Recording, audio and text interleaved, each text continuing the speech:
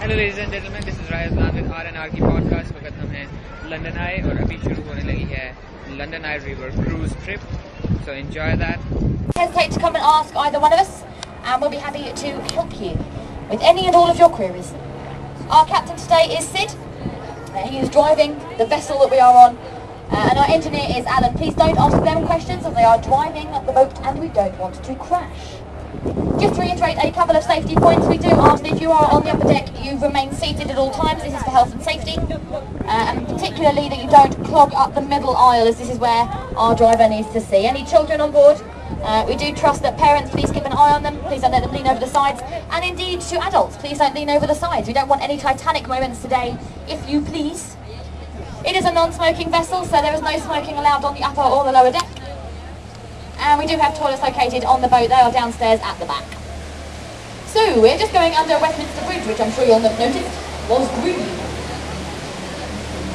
I'll tell you why in just a second, but as we come out, if you look to your right hand side, you have the spectacular Houses of Parliament in all their glory. Designed by Charles Berry and Augustus Pugin. Now our Houses of Parliament are split into two parts. We have the House of Commons, which is made up of elected MPs representing various parts of the UK.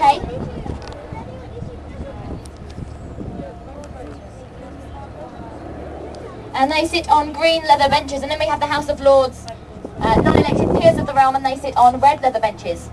And those two chambers are kept separate because the MPs decide on the laws, but the Lords verify them. So to prevent corruption, bias, bribery, lobbying, we keep them separate. They've even got their own bridges. Ahead of us, the red Lambeth Bridge, that's for the Lords to go in and out of work. And behind us, Westminster Bridge, for the MPs to come in and out of work. That colour coordination, we've colour coordinated it to make it very clear for them, is represented again on the outside of the House of Parliament. Those red and green tents or awnings, those are the bars. And in those bars, up until about 3 or 4 months ago, you could get the cheapest pint of beer in London at 84 pence a pint. Isn't that disgusting, ladies and gentlemen? Because it was tax-free and tax-subsidised. So we paid for their beer. Isn't that lovely? But with the expenses scandal that I'm sure most British people will remember vividly, it still haunts my dreams. They decided to scrap that idea, so they now pay a whopping £3.20 per pint. Which is still cheaper than most of the bars and pubs in London, let's face it. So they're still not doing too badly. I'll come back to the House of Parliament in a minute, but if you look ahead of you and to your left-hand side, you've got a red and grey bricked castle-like thing. This is Lambeth Palace, and this is the London residence for the Archbishop of Canterbury. It has been for about 800 years. Current Archbishop is Dr. Rowan Williams, who was the gentleman with the very bushy beard and the even bushier eyebrows that officiated at William and Kate's wedding about a month and a half ago now. God, it seems like yesterday. But that was about a month and a half ago, and he officiated that. He was wearing the hat and the dress, if the bushy beard analogy didn't work for you. That's who he was. Lambeth Palace is a fantastic library. It's got about 120,000 books in their library, some of them dating back to over 1,000 years ago.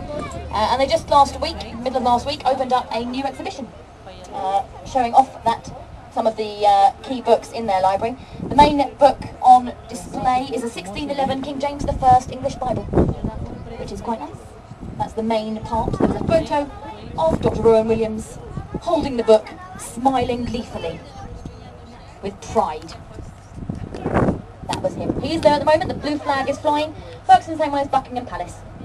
So when the flag is flying, he is there. So as we turn around,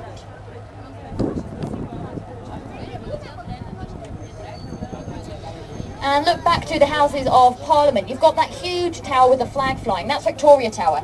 And that's named after Queen Victoria, who liked to look out of her windows at Buckingham Palace and check that her MPs were hard at work. So she asked that they raise the flag when Parliament was in session and lower it when Parliament had finished. The flag is actually always raised now, so we don't know whether they are doing any work or whether they're not.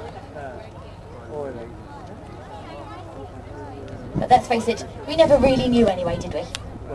That's also the tower where they keep, for up to a year, all the ballot papers from each general election, in case they need a recount, and then they burn them. And it's got parliamentary records dating back to over 500 or 600 years ago, all logged in there as well. Now if you look down to the ground, just to the left of the House of Parliament, you've got that little black turret with some steps leading down into the water. Those are the Black Rod steps. Now on the site of the Houses of Parliament there used to be the Palace of Westminster, and it was in the great hall of the Palace of Westminster, which was a favourite home of King Henry VII and Henry VIII, the early part of Henry VIII's reign. It was in the Great Hall that traitors were tried, and if they're found guilty, pronounced to be executed, sentenced rather to be executed, they'd be led out of the Great Hall to the Black Rod steps, down to a water boat that would be waiting for them, and then they'd sail down to the Tower of London, the route that we're going to take today, where they're being incarcerated for up to a year before being taken out, beheaded on Tower Hill and their head placed on a spike on London Bridge. So both William Wallace and Guy Fawkes have both come down those steps. If you look very briefly to your right hand side, you've got three identical red brick buildings. Those are the Nightingale wards of St Thomas's Hospital. Named the Nightingale wards after Florence Nightingale, the famous nurse in the Crimean War. There were originally 7 of these, and they stretched all along that south bank of the river, and they were named from left to right, Monday through to Sunday. We've only got 4 left, 3 left, sorry. 4 of them were burnt down and bombed in World War II. But the 3 that we have left are the best days of the week, I think you'll all agree. They are Friday, Saturday and Sunday. Isn't that lovely? And then let's see a little show of hands for those who can see Big Ben. A couple? Good. It's nice to know that we have about 3 or 4 people on the boat who have X-ray vision. You can't see Big Ben, I'm afraid. That's the clock tower. Big Ben is the name of the bell inside that chimes or dongs, the dongs on the hour every hour. And then it's surrounded by 4 other bells, the Westminster chimes, which chime every quarter of an hour and do the tune just before the hour itself. You look to your left-hand side, 2 red brick buildings with some white striped paint going across, and Old Scotland Yard. So that used to be where our police force was based. We now have a new Scotland Yard, which is right over on our left, which you can't see. But those buildings are still used. They're parliamentary offices mainly now, but they are used for filming lots of the time. Sherlock Holmes films use them, as does the ITV drama Poirot, the fabulous Belgian detective. They all use those. The reason why it's called Scotland Yard is because there used to be a palace there, which was mainly for Scottish kings and queens when they visited London, particularly Queen Margaret, the wife of King James IV of Scotland, who was Henry VIII's sister and liked to come down and have her own palace. Just to the left of us now, a Golden Eagle Memorial, commemorating the lives of men and women that have been lost in service to the RAF. The French chateau-like building on our left-hand side, that's Whitehall Court Mansions. Built as the 19th century home to the Liberal Party, the Whigs, whose most famous Prime Minister was William Gladstone. Now home to the Horse Guards Parade, but on that site there used to be Whitehall Palace, originally known as York Place. And it was originally the home of the Bishop of York in London. The last Bishop of York to live there was Cardinal Thomas Wolsey. When he fell from power in 1529, it was gifted to Anne Boleyn, Henry VIII's mistress, a new wife. And when she was beheaded in 1536, it went back to Henry VIII. So just going under a little trio of bridges. You've got the old Hungerford Bridge, which is the Green Railway Bridge in the middle. Taking trains from Charing Cross to Waterloo, you can hear one going across now. And then the Golden Jubilee White Walkway Bridges on either side. Those are the newest bridges that you'll see today, ladies and gentlemen. Built to commemorate our current Queen Elizabeth II's Golden Jubilee. Now keeping you on the left-hand side for a bit, you've got a huge obelisk just on the south bank. That's Cleopatra's Needle, and that is the oldest thing that you may ever see. That is 3,500 years old. Older than London itself by about 3,000 years, pretty much. No, by about 1,000 years. It's older, 2,000, sorry. It's older than London itself. It's actually got nothing to do with Queen Cleopatra. It's 1,000 years older than her era. It was gifted to us in 1819 by the Egyptian government as a thank you for our help in helping them win the Battle of the Nile, which is quite nice. The hieroglyphics on it are still perfectly clear. The reason it's called Cleopatra is because that's the name of the barge that brought it over to England, which was actually shipwrecked on the return journey. And a number of sailors died, so it's got a plaque on it with the names of those sailors that died. Very sad. So as we go under Waterloo Bridge, we'll talk about a little bit more on the return journey. If you look to your right-hand side, you've got a rather ugly building. Looks a little bit like a car park. Described by current heir to the throne, Prince Charles, as looking like the back end of a nuclear power station. But as we know, ladies and gentlemen, you should never judge a book by its cover, and as ugly as it is on the outside, it is beautiful on the inside. Home to, of course, our National Theatre. 3 theatres inside, the Olivier, the Littleton and the Cottesloe, the Olivier being the largest, with a revolving stage and lavender seating, because it's named after Sir Laurence Olivier, the famous actor and director, who was the first director of the National Theatre. And his favourite colour was lavender. Very nice. But if theatre isn't your bag, ladies and gentlemen, perhaps television is on our right-hand side, that tall white building with the antenna at the top. That is London Television Studios. And a number of shows are filmed there, including Daybreak, This Morning, Anything That Ant and Dec Do, QI, Never Mind the Buzzcocks, Loose Women, and my personal favourite, The Jeremy Kyle Show, all filmed in that building right there. Particularly on This Morning, you do often see, when they film out onto the river, you do often see our boats drifting past in the background. So often we are on TV, but it's quite late in the day now, so This Morning will be over, and most of the shows filmed there now don't film out onto the riverbank. Just ahead of us on our right-hand side, red brick building with a little grey tower at the top. Now I'm sure you can all tell me what this building is. You can see what it is twice from this angle. It says it 4 times all the way around. It is the OXO Tower. Now this building was created, or built in 1920, as a meat production and packaging warehouse. It's where we got our famous beef stock OXO cubes from. But you'll notice as we go along the Thames that you're not allowed to advertise on it. It's royal water, so unless something is royal, you're not allowed to advertise. They were taken to court because of the O, X and O at the top. But they explained themselves. They said that they'd sent off to a glass factory for 3 random geometric shapes, and they'd had returned to them 2 random circles and a 3rd purely by random cross that just happened accidentally to spell out OXO, the name of the brand that they used. A likely tale, but as you can see, they got away with it. It's no longer a meat production and packaging warehouse. It's home to a very lovely Harvey Nichols restaurant at the top, which has even lovelier prices, I can assure you. Some residential apartments in the middle, and some shops at the bottom. But as we go under Blackfriars bridges, we have 2.5 bridges here. The half that I refer to is the red pillars in the middle between the 2. That's the remnants of the old Alexandria Bridge, which was a steam railway bridge. The first steam train to cross the Thames went across here, the London, Chatham to Dover line. But when we stopped using steam trains, it became a bit obsolete, so they pulled the bridge down, and the red pillars are there. Currently, I think they're going to be used in what they're building at the moment, which I'll talk a little bit more about on the way back. This area is called Blackfriars because on the right-hand side there used to be a Dominican friary, where the friars wore black. Unsurprisingly, we were originally in London.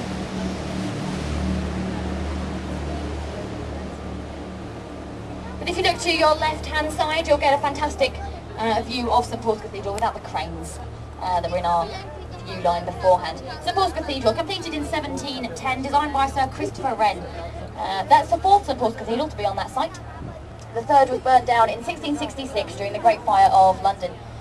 The dome of St Paul's Cathedral is the 2nd largest dome in the world, behind the dome of St Peter's in the Vatican City. So we're second to the Pope, which is quite nice.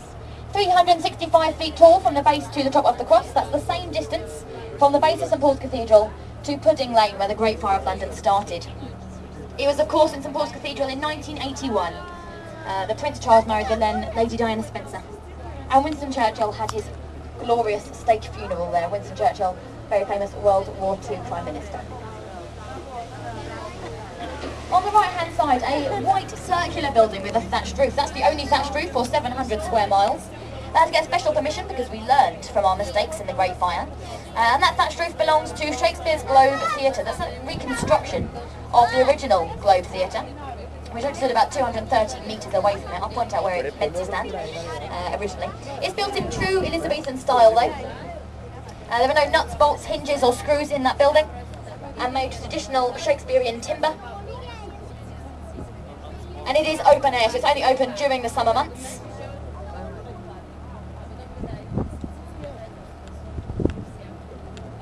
Only open during the summer months, but if it rains you do get wet. Rained a little bit this morning, not very much, but a little bit. So if it rains you do get wet. There's sure about 6 or 7 plays a year. Some Shakespearean, some older, some Greek plays, and also some more modern plays. But if you look to your right hand side, you've got the Financial Times building.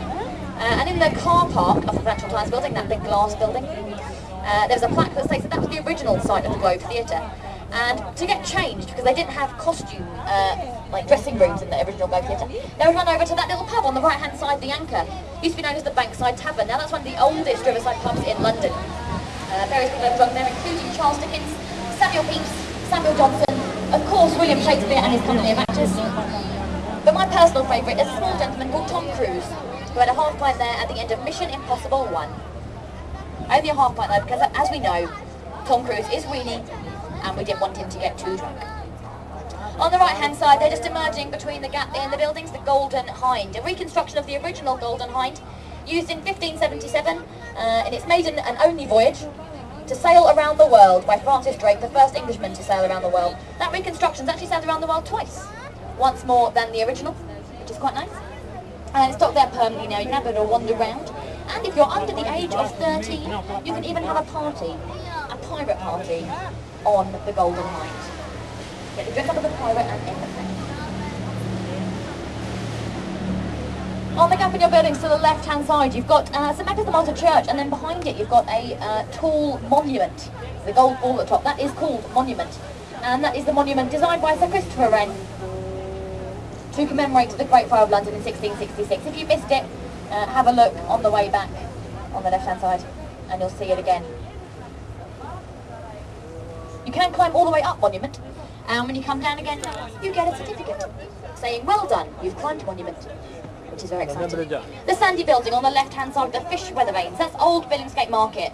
Billingsgate Market was for about 1,000 years the largest fish market in the UK. 70 tonnes of fish were sold here a day at its height. But it actually moved down to dogs by Canary Wharf in the 80s, and it took about 3.5 years and a lot of bleach to get the smell of fish out of that building. Not very pleasant at all, ladies and gentlemen. But we're just coming along on our right hand side. HMS Belfast, Her Majesty's ship Belfast. Now Belfast was built in the same yard as the Titanic, which as we know had a very sad, ill-fated history. But Belfast has had a much better history. It was one of the first ships to land on D-Day. It was involved in the Russian convoys, and it was still in full use by our Navy up to the Korean War. It's docked here permanently now as a museum. You can see people having a bit of a wander around. Not those two gentlemen are sailors. Real life sailors. How exciting is that?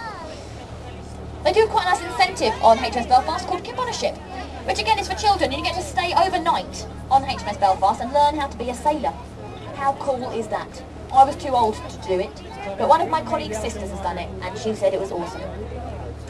On the right hand side, a rather odd shaped glass building, sometimes called the Armadillo, the headlamp, Darth Vader's helmet.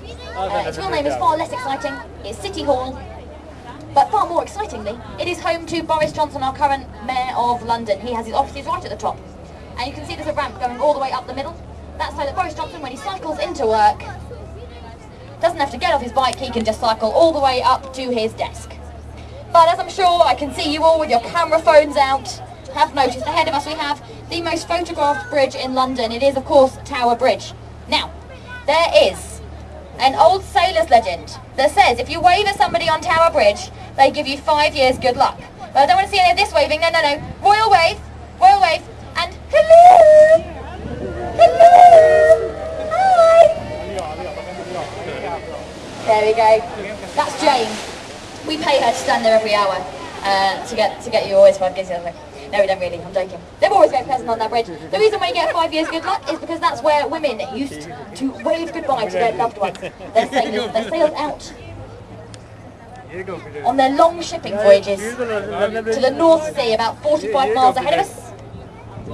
And it would take them on average about 5 years to return. I'll talk a little bit more about Tower Bridge in just a second. But where we are now is the old port of London. This used to be very, very busy. About 60,000 ships used to come through here a year to dock off their stock, trade and cargo. So it was very, very poor all the way along here. Lots of slums on the left and right hand side. But now, as I'm sure you've noticed, it's very exclusive and very expensive. Just behind us in Butler's Wharf, an apartment sold in February, a 2-bedroom flat for £1.4 million. So start saving now, ladies and gentlemen. I do have a fund. I'm currently saving for an apartment there. I've at the moment got 20p, so if you would like to donate to that, I'll give you the address at the end of the talk. But back to Tower Bridge on our left-hand side.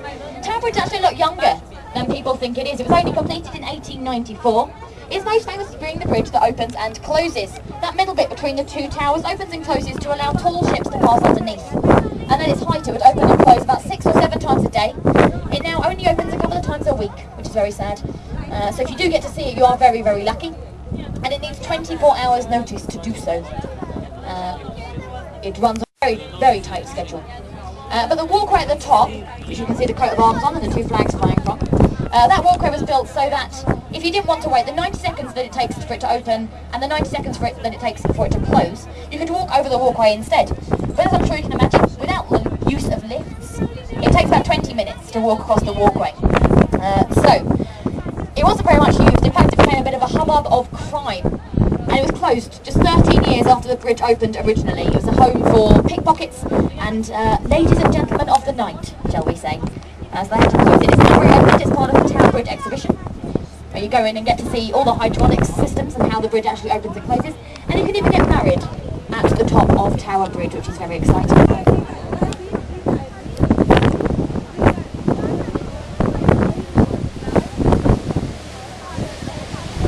As we come back under Tower Bridge, if you look to your right hand side, then you have the fabulous medieval castle that Tower Bridge was named for. Of course, it is the Tower of London.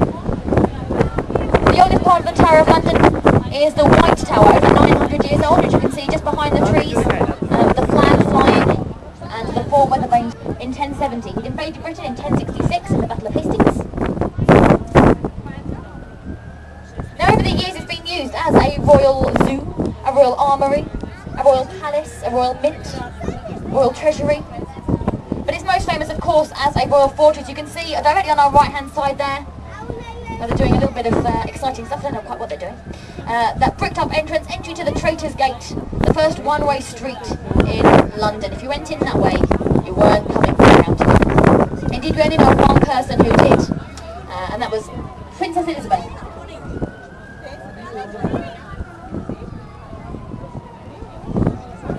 Princess Elizabeth I, incarcerated in the Tower in 1554 by her half-sister Mary, released a year later and went on to become Queen Elizabeth I in 1558, the Virgin Queen, the golden age of England.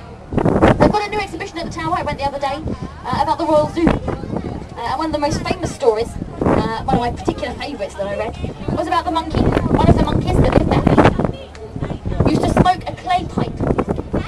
And once it was ill, so the jailers gave it wine to look after it, to perk it up a bit, shall we say. And it got a bit wise to this, it quite liked the wine, so it used to feign illness to get wine. And then, once it had got wine, it would then dance around the room. True story, ladies and gentlemen, a very clever monkey. Who says that monkeys aren't like humans?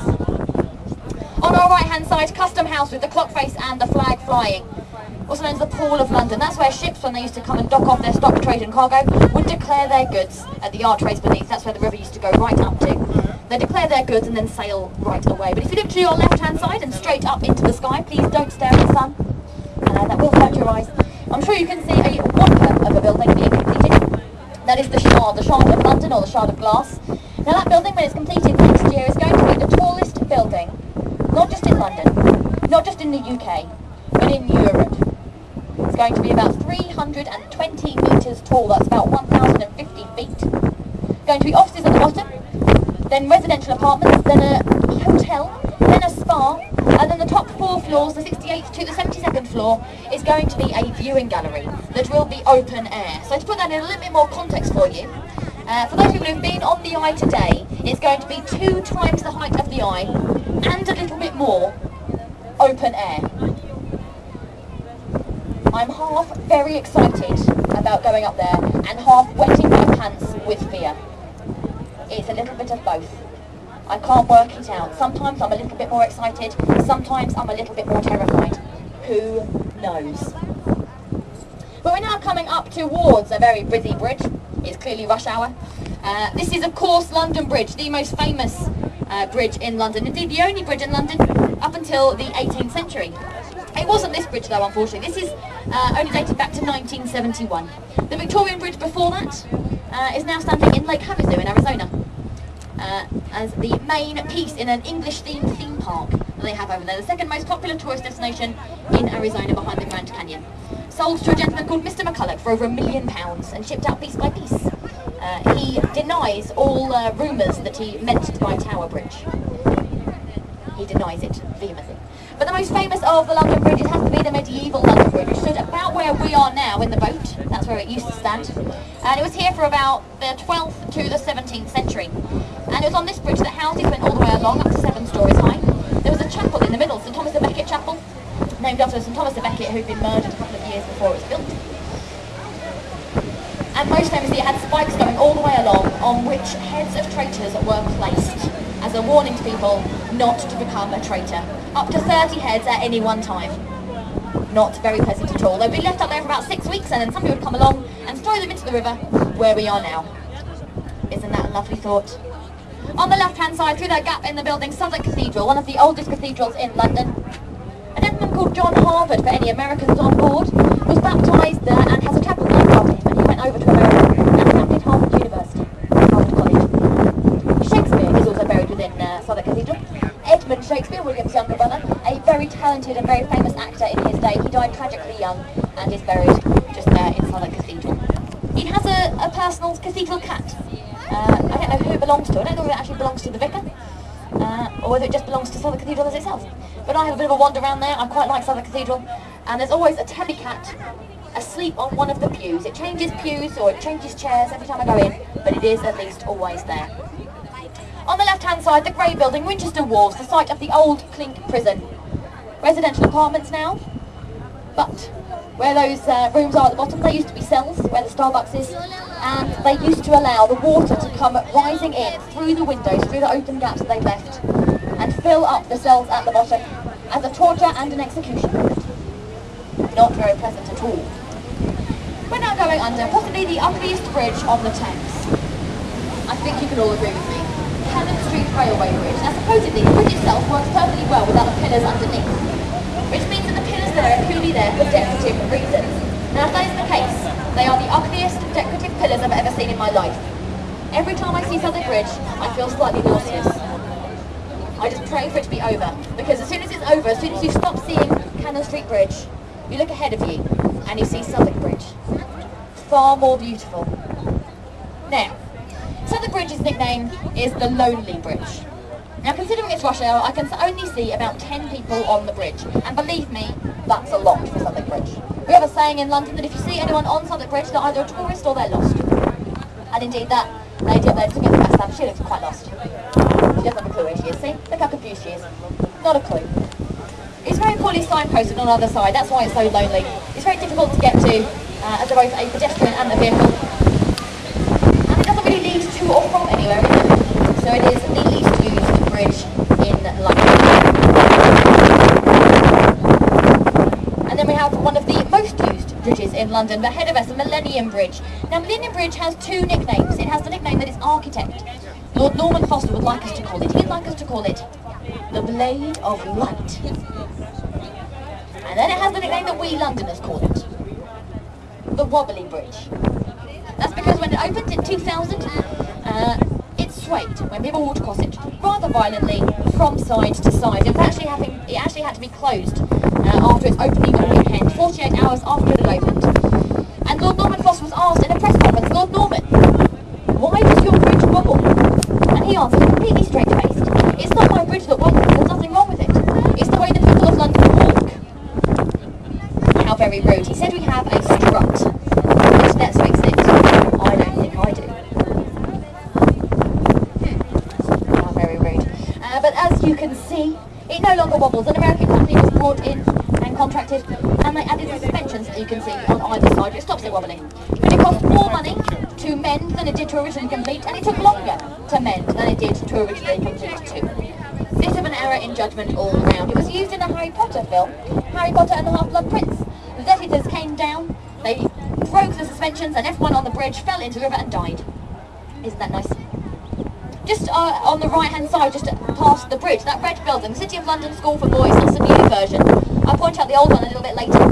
But still on the Harry Potter theme tune, Daniel Radcliffe, the young actor who plays Harry Potter in the films, went to school there. It's one of the cheapest private schools in London, and indeed in the UK. It's a mere £12,000 a year to study there. which is still a lot of money, I'm not going to lie to you. But compared to most of the other private schools, which cost about 30 grand, it's really cheap. On the left-hand side, with the whopping great chimney, the Tate Modern Art Gallery. And that building used to be the Bankside Power Station, but changed hands and was reopened in 2000 as the Tate Modern. 7 floors. The top floor is a fabulous bar that, believe me, ladies and gentlemen, is the best mojito in London. Go there. The other 6 floors, chock-a-block full of fantastic modern art. 90% of it completely free. The main exhibition in particular is free of charge. The main exhibition at the moment is an infant called Miro, who is a surrealist sculptor and painter, very similar to Dali. So if you get a couple of hours spare and you're walking along that south bank of the river, definitely have a bit of a pop-in to the Tate Modern. It's twinned with the Tate Britain, which is down in Pimlico, in Millbank, which has more Renaissance style, so that's more your thing. And you can actually get a riverboat, a Tate-to-Tate riverboat, going from the 2 Tates. So you can do both of them in the same day, which is quite nice. So back to Blackfriars Bridges. Now, I promise I'll tell you what they're building. What are they building? I can't remember. Oh yes, they are building Blackfriars train and tube stations. And they're going to be the first stations to cross both the north and south side of the river. The trains are actually going to stop on the bridge. You see they're building that fabulous glass roof above it. And you'll be able to get off north or south, whichever one you want to go to. And the tube station is underneath the river, and again you'll be able to get off either north or south. So they're working very hard, and if you do see a workman, give him a wave, blow him a kiss, generally make him feel good about himself. They are working very, very hard day and night to get this completed. They're only getting 1 day off a year, Christmas Day, that's it. And they're working very hard. Hopefully it's going to be completed by the end of this year. If not, definitely in time for the Olympics next year in 2012. So they are working very, very hard on it. Although I can't see any of them out today. Where have they all gone? They're probably doing some stuff under the roof. But they're not there. They always are there. And they're probably hidden away from view from us today. They were there about an hour ago. I can promise you that. As we come out of Blackfriars Bridges, if you look to your right hand side, there are 3 buildings that I will talk about respectively. The curved building with the pillars, that's Unilever House, and that's home to a number of brands, including Persil, Vaseline, Marmite, and my personal favourite, Ben & Jerry's ice cream. All based there. The building to the left of that with the green planted roof and the 4 figures carved into the side, that's the old City of London School Boys. So the new one's up there, which Daniel Radcliffe went to, that's where it used to be. Those 4 figures are for traditionally British scholars to enhance the boys' appetite for learning. They are John Milton, Francis Bacon, William Shakespeare and Isaac Newton. And then the red brick building to the left of that again, that's a theology museum called Lion Hall, used quite heavily in the Da Vinci Code book, and indeed the film. It was used as a film set in the film. They've got a lot of stuff in there. It currently houses the oldest Bible written in the English language, which is under 500 years old. Most of the other books have actually moved now to Kew or to the British Library, but it still houses that one Bible, whereas most of it is now office space, unfortunately. Very depressing. This black and white ship on our right hand side, HMS President, this is a World War I cruiser. It doesn't look very exciting. It's not meant to. It's a bit of a tricksy ship. What this used to do, it was launched in 1918, so it only saw the end of the war really. But it used to lure enemy vessels to come close by, because they thought it was a merchant ship, and they had opened the Port Templar, who originally owned this land. But they went on the Crusades in the 12th century, for which it was burst, and they left their hand in people that they trusted, lawyers and barristers. But when they came back, they found that the lawyers had actually changed the law while they were away, allowing them to keep the land. Not very nice at all. Indeed, it's still home to lawyers and barristers and judges. It's got the city and inland court here. So if you have a bit of a wander around, it's still got some fantastically old cobbled streets with 500-year-old cobbles on them, which is lovely. But that's all here. And then that huge arch is on the right-hand side, with the head carved into it. That's Old Father Thames, the legendary protector of travellers on the Thames, like we are today. That arch is King's Reach, or Temple Arch. Now that arch splits the 2 inner cities inside the City of London. The City of London 1 square mile financial district of commerce behind us, and the City of Westminster, which we're just entering, the area of royalty. If the Queen wants to enter the City of London, she has to wait at King's Reach and ask permission from the Lord Mayor of the City of London to enter. She does this every year, once a year, out of tradition. She does a bit of a wander round, and then she comes back. The reason why the 2 are kept separate is because money should never corrupt power, which I think is quite a nice idea. But she does do that, as I say, once a year, out of tradition. Ahead of us on our right hand side is a green dome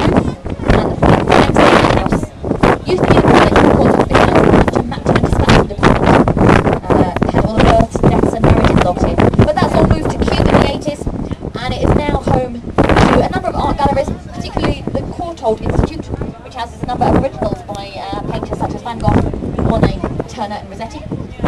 And quite famously, it's got a fabulous courtyard in the middle, which in the winter we put an ice rink down inside. You can have a romantic skate around in the open air. And in the summer, we have film screenings and concerts in the courtyard as well. But ahead of us, we have Waterloo Bridge, my favourite bridge on the Thames. Now, Waterloo Bridge's nickname is the Ladies' Bridge. This is because it was completed, this version, in 1942, entirely by women. The workforce was entirely female, because all the men were out in war, in World War II. So the workforce was entirely female, and it has 3 little feminine traits to it. Number 1, it's the only bridge in London to be completed on time. Number 2, it's the only bridge in London to be completed on budget. And number 3, it's self-cleaning. It's made with Portland stone, which means that whenever it rains, an acidic reaction is formed on the sides of it, which keeps it that lovely pearly grey that we can see. As we go underneath, you'll see it's all black. That's because the rain doesn't reach there, unfortunately. But on the outside, it's perfectly clean. It is also the longest bridge in London. It goes right across the bend in the river, which means it's the longest bridge. As we come out, if you look to your left-hand side, you have the South Bank, and in particular the South Bank Centre. This whole area was built up very recently. In 1951, we had the Festival of Britain, a kind of big, huge street party, as it were. And a number of buildings were built, of which 4 remain. The Royal Festival Hall, the largest of the 4 venues, a 2,900-seat auditorium, in shape of an egg, which is very, very good for acoustics. The Queen Elizabeth Hall and the Purcell Room, 2 smaller concert venues, and the Hayward Gallery behind, an art gallery, currently showing an exhibition by Tracy Emin. Now, it's the 60th anniversary of the Festival of Britain, about a month ago, and so they've added a couple of things on the outside. That red bit right to the front, on the left-hand side that you can see, that's a new Indian restaurant, which I've yet to go to, but I've heard it's fantastic. I'm hoping to go in the next couple of weeks with my colleagues. And then there's that bunting that goes all the way around the outside. That's the longest bunting in the world. That's 1.3 miles long, that bunting. And that was part of the anniversary celebrations, as it were. All creating part of that. The Royal Festival Hall is home to the London Philharmonic Orchestra, who play there very regularly, and it's actually fairly cheap to get a ticket there. People always tend to think that it's actually one of the most expensive places to go and see anything, but they've got so many seats in there, 2,900, that they can actually afford to sell them off quite cheap. So I know that one of my colleagues went to see something there for £8 the other day. £8. A pittance, some might say. So as we come out again from the trio of bridges that we're just about to go under, which are coming home from work, on the left-hand side you'll see a huge purple lake, 4 of them in fact, and some udders, just on the left-hand side. That is an upside-down cow, and that is the Udderbelly. That's a comedy venue. Been here for a couple of months now. It goes up to the Edinburgh Festival, but it comes here from May to July beforehand. It is an upside-down cow with the udders that you can see there. That's why it's called the Udderbelly. It's a pun on the Underbelly, which is another Edinburgh Festival comedy venue. So that's all there. So they've got different things going on every night, and a fantastic bar in the corner. On the right-hand side, behind the Golden Eagle RAF Memorial, you've got a building with green roofs and flags flying. That is the MOD, the Ministry of Defence. But rather more excitingly, another company lives here. Part of the MOD, but far more exciting. MI5. British-based spies live there. It's called the Iceberg of London, that building, because 2/3 of it are, for security reasons, underground. Apparently underground it has 2 moats, a portcullis, and an underground nuclear bunker, which has a special walkway leading from the House of Parliament to it, so that should a nuclear bomb drop on London, all the MPs, our Prime Minister, all of the cabinet members, all of the spies, they'll all be safe, and we will all perish. Isn't that lovely, ladies and gentlemen? All of that, just underneath on our right-hand side. On the left-hand side, the fabulous London Eye, which I'm sure you all came to see today, and I'm sure 90% of you are going on it.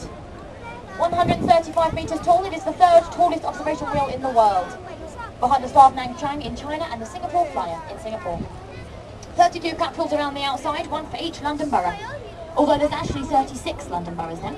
But when it opened in 2000 on the 6th of March, there were only 32. Designed by David Marks and Julia Barfield, a married architect couple. Takes half an hour for one rotation. The reason for the orange capsule that you can see at the kind of 4 o'clock position, that's there because it's now sponsored by EDF Energy, who wanted their own corporate capsule. So that was RnR podcast edition London Eye River Trip. So Azlan signing out. Take care.